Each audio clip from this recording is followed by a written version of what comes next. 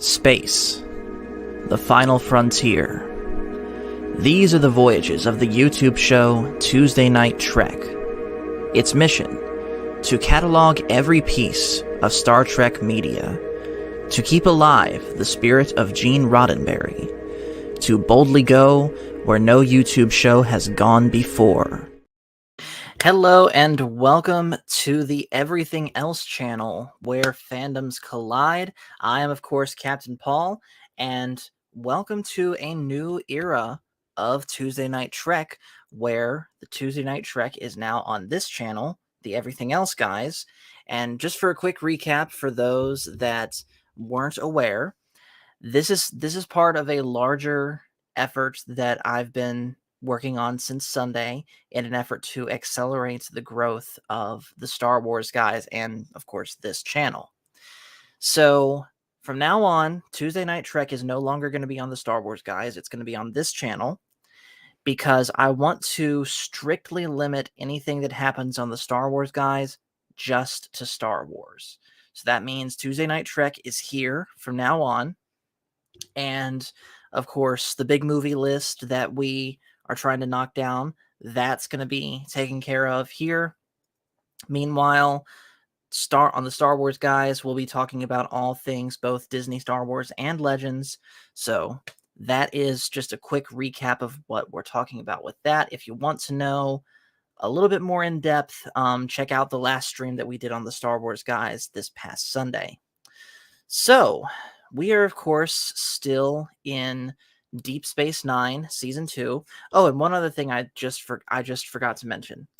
At some point, I will be taking down all of the old Tuesday Night Treks from the Star Wars guys, and I'm going to be re-uploading them here.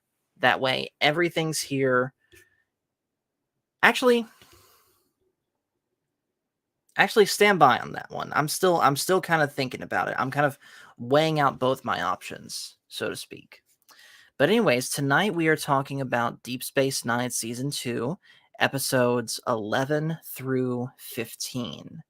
And these were definitely some interesting episodes, especially in regards to Chief O'Brien. And I'm going to real quick bring in my guest tonight. Of course, he's no stranger to Tuesday Night Trek.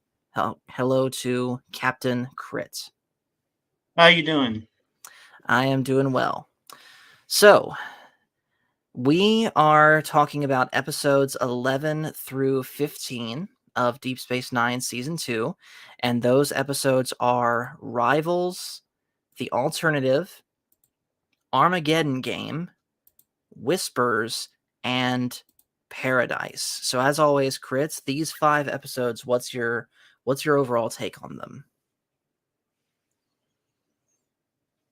Well, what'd you say? I said as far as these 5 episodes, Rivals, The Alternative, Armageddon Game, Whispers, and Paradise, what's your take on them? Let me look them up real quick.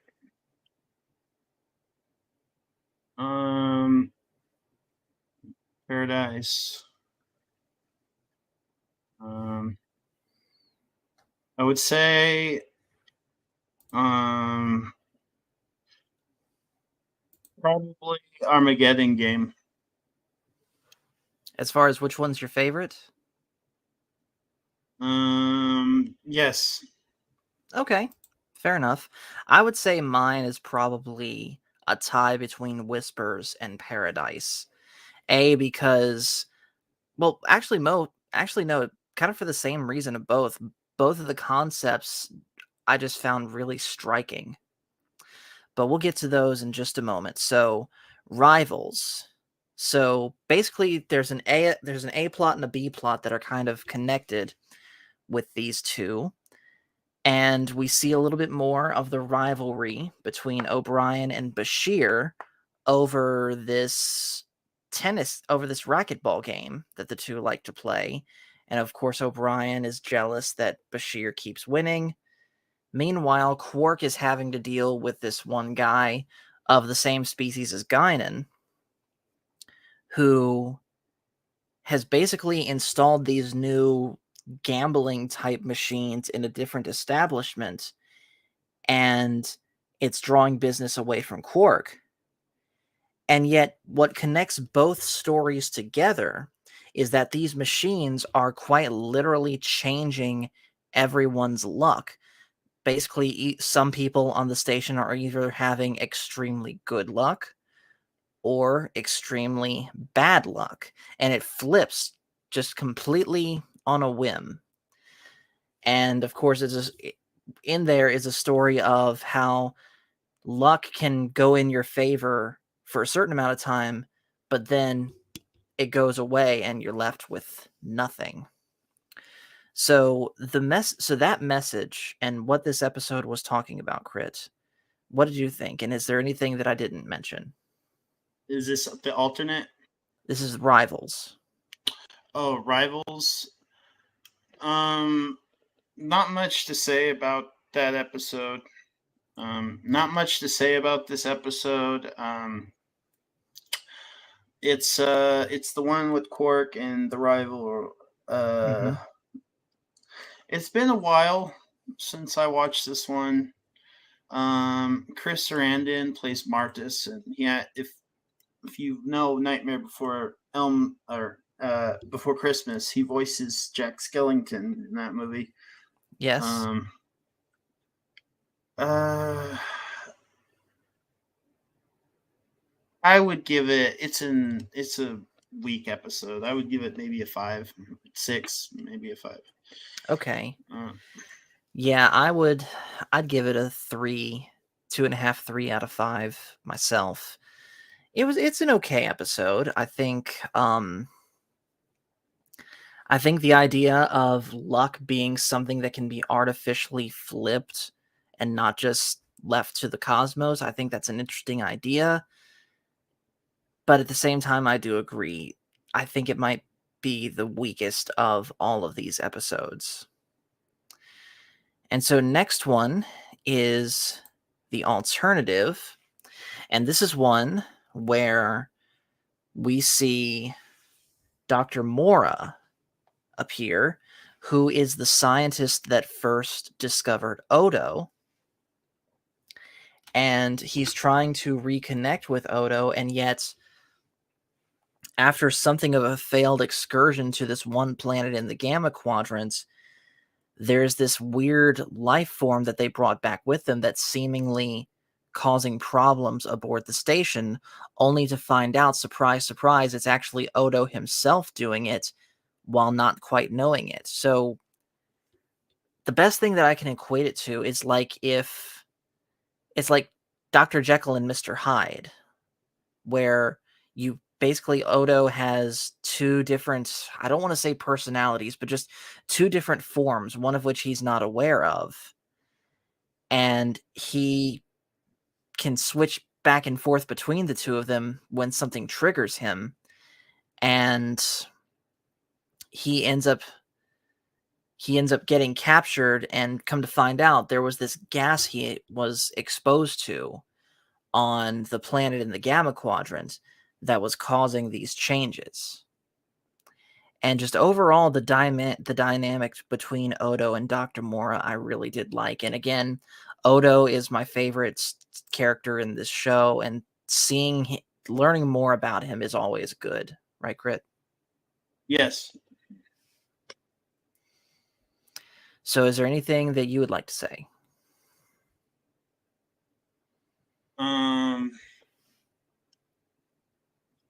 It's a very good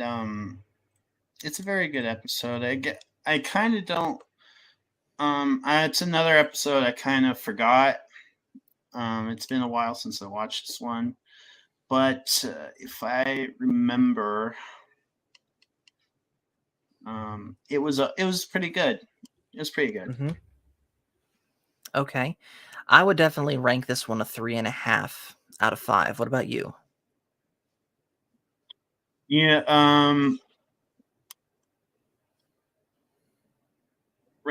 I would rank this 7. Okay. Or a 3.5, yeah. Okay. All right. And then next is Armageddon Game. And this is one where we have yet more bonding between O'Brien and Bashir.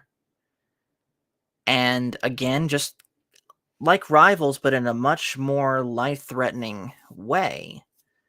We see that, yes, the two of them might get on each other's nerves, but at the end of the day, Bashir has O'Brien's back and O'Brien has Bashir's back because they're both on this one world where these two different races were fighting a war but had just declared peace between each other.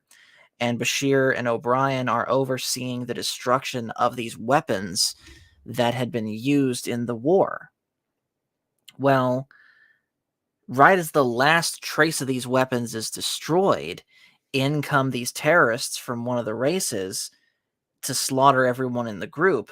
And of course, O'Brien and Bashir manage to escape. But in the process, that last weapon is destroyed by one of the gunfire, and the liquid in it gets onto O'Brien's skin and starts slowly killing him. And so O'Brien and Bashir have to work together to survive inside this bunker while O'Brien is slowly dying. And come to find out, this was all set up by the government of these two people, basically to assassinate anyone that had anything to do with the knowledge of these weapons, including O'Brien and Bashir, because by their logic, if anyone even knew about these weapons, then it was a risk that they could be used again. And of course, they managed to get out, but still, the idea behind that I thought was really cool. And by the way, hello to Leia Rose. So what did you think, Crit?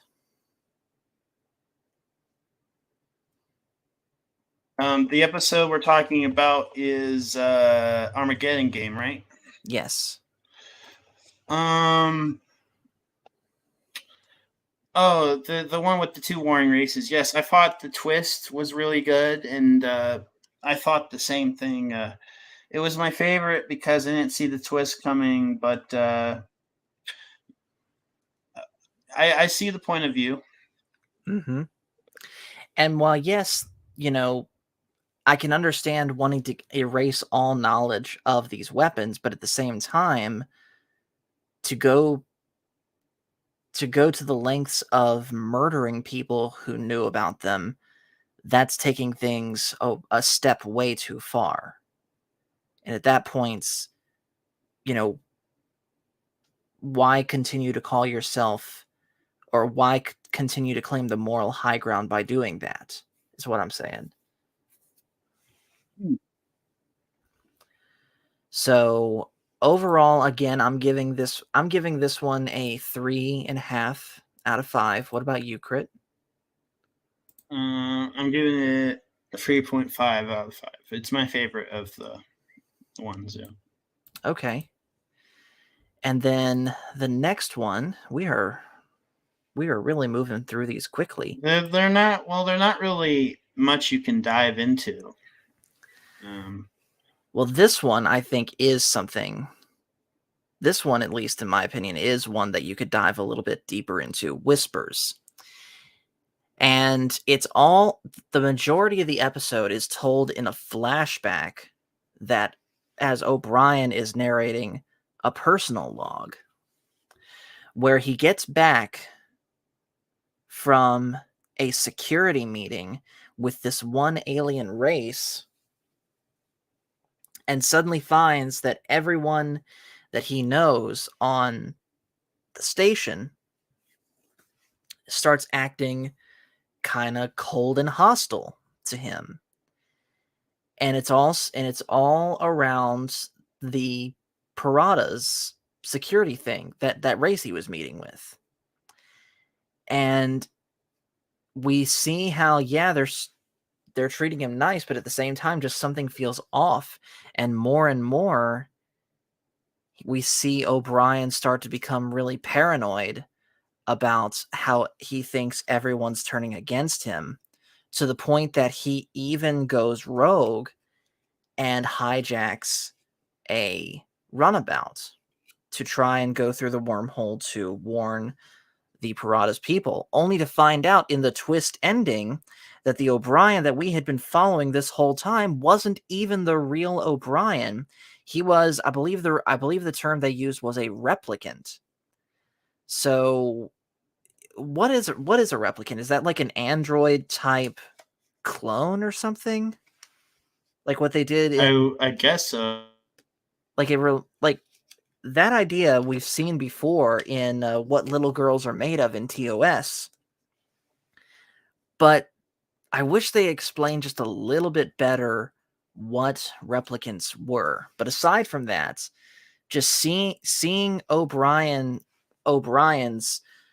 increased paranoia as he's not sure, who to trust. I thought that was really well done, especially on the behalf of Colm Meaney.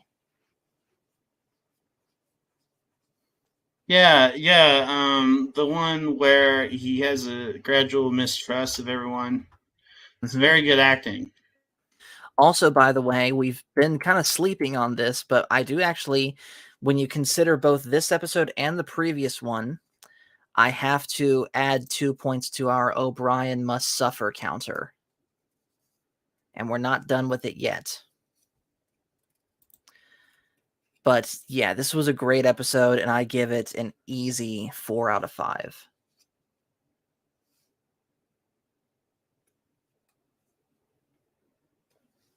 So with that, then, we're going to go ahead and move to the last episode. That is Paradise. Now, this episode really, really reminded me of the TOS episode in season 1. Let me just real quick pull it up so I can get the title right.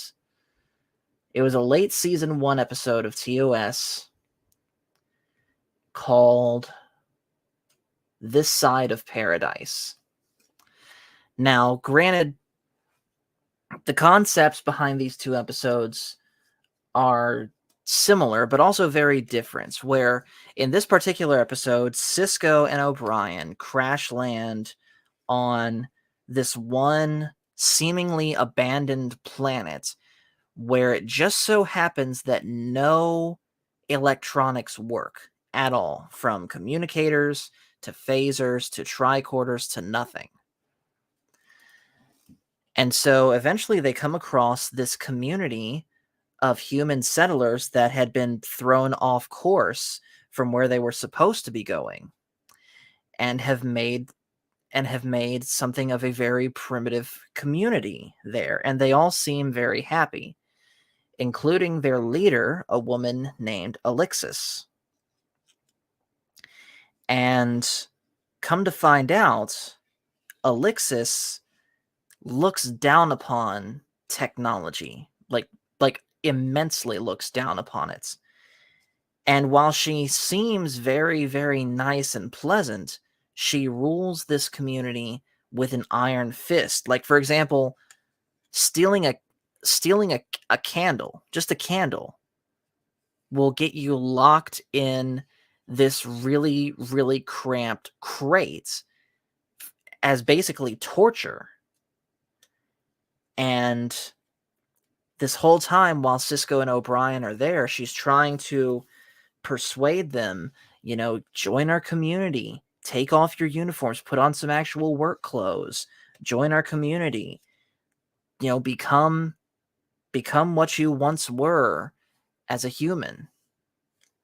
And Sisko and O'Brien, they continue to, try and get off the planet, even with the community pretty much actively working against them, including O'Brien getting caught by the community trying to get their technology to work. But instead of O'Brien getting put into the box, Alexis has Sisko put into the box, as basically saying, instead of punishing him, I'm going to punish you. since he's your man. But eventually, O'Brien figures out that this was all a setup by Elixis, who set the whole thing up from the start. Basically, she planted a device in the soil away from the community that intentionally cut off all electronics.